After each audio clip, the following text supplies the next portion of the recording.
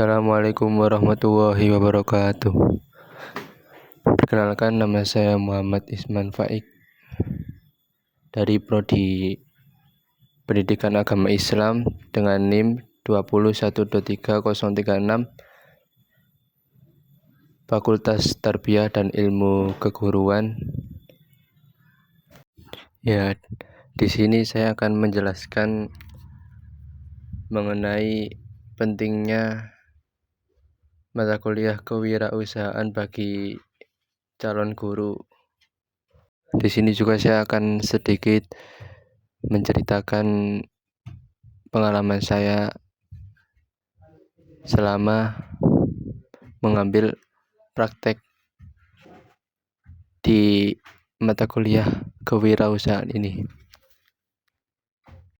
Seperti yang sudah saya katakan di awal, saya akan menjelaskan mengenai mengapa mata kuliah kewirausahaan penting bagi calon guru.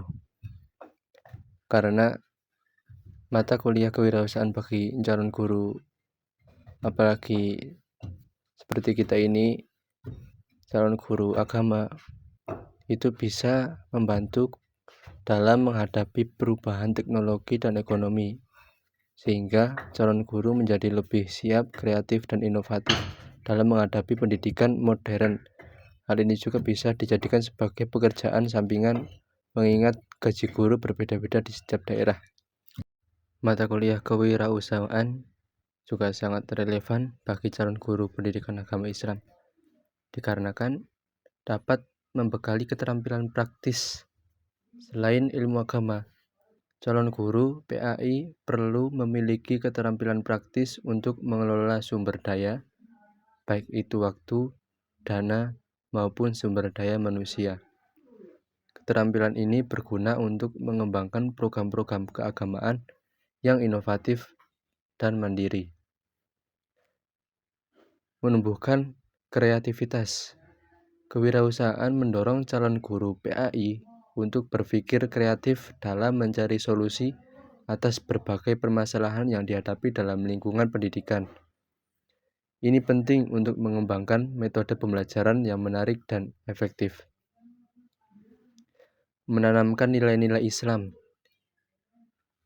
Kewirausahaan yang berbasis nilai-nilai Islam dapat menjadi contoh nyata bagi siswa.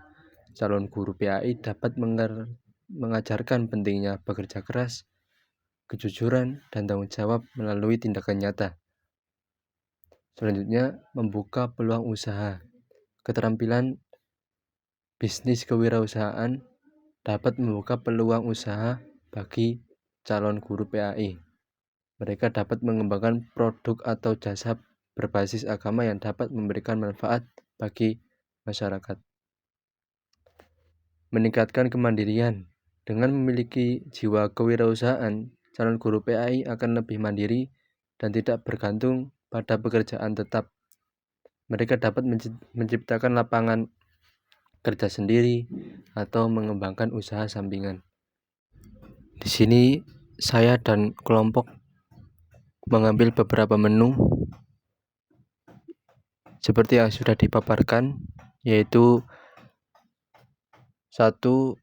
Menu risol mayo, yang kedua menu jamur crispy, yang ketiga menu jamur geprek atau jamur pedas, yang keempat adalah menu nanas coklat keju.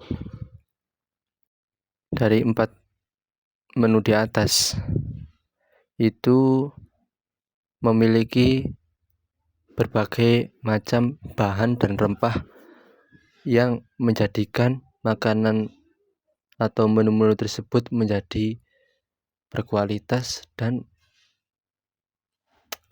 menumbuhkan rasa ingin nambah ketika pertama membeli menu-menu yang ada di kelompok kami. Dalam pembuatan menu-menu di atas ada yang namanya kondimen. Nah, setelah ini saya akan menjelaskan mengenai kondimen-kondimen dari setiap menu yang kelompok kami buat. langsung saja. Yang pertama yaitu menu risol mayo yang terdiri dari tepung terigu, tepung tapioka, minyak telur, garam, bumbu penyedap, air, sosis, mayones, saus, dan tepung panir. Nah, menu risol mayo ini salah satu menu bestseller dari kelompok kita, sehingga menu ini adalah menu yang paling banyak diminati oleh pembeli, apalagi di kalangan mahasiswa ataupun anak-anak pondok. Harga yang terjangkau dan rasa yang enak ini menjadikan risol mayo ini sebagai menu andalan di kelompok kita. Yang kedua yaitu menu jamur crispy yang terdiri dari jamur, tepung terigu, garam, bumbu penyedap, air, dan bumbu perasa. Kita mengambil menu ini karena bahan-bahan yang terjangkau dan harganya yang relatif rendah itu menjadikan kami tidak susah untuk mencari bahan-bahan dari pembuatan jamur crispy ini. Juga jamur mudah didapatkan seperti di pasar, di warung-warung itu banyak sekali menjual jamur ini.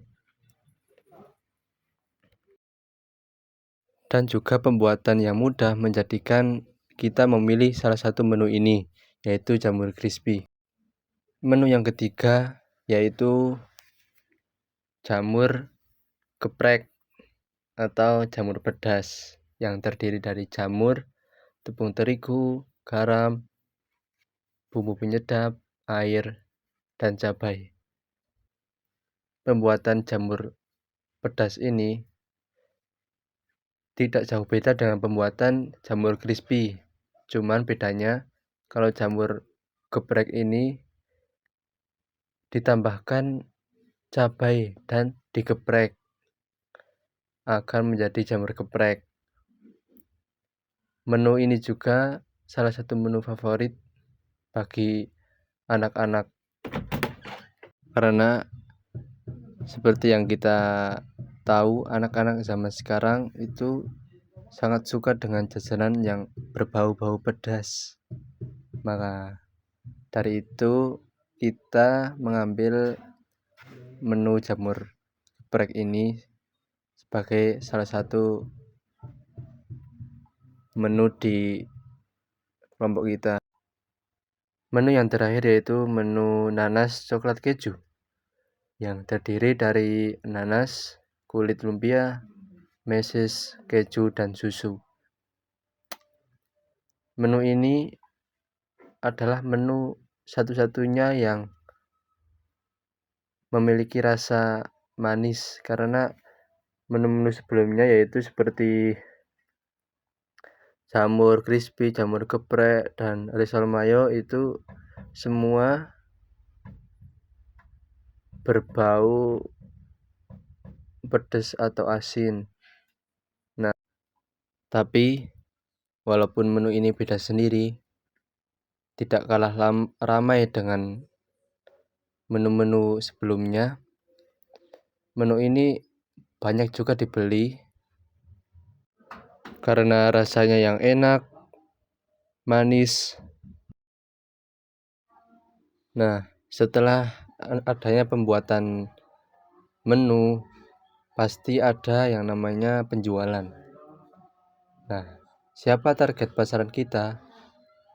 Target pasar kita adalah semua kalangan, baik anak kecil, remaja, maupun orang dewasa, dengan cara memasarkannya melalui story WhatsApp dan berjualan langsung di halaman rumah.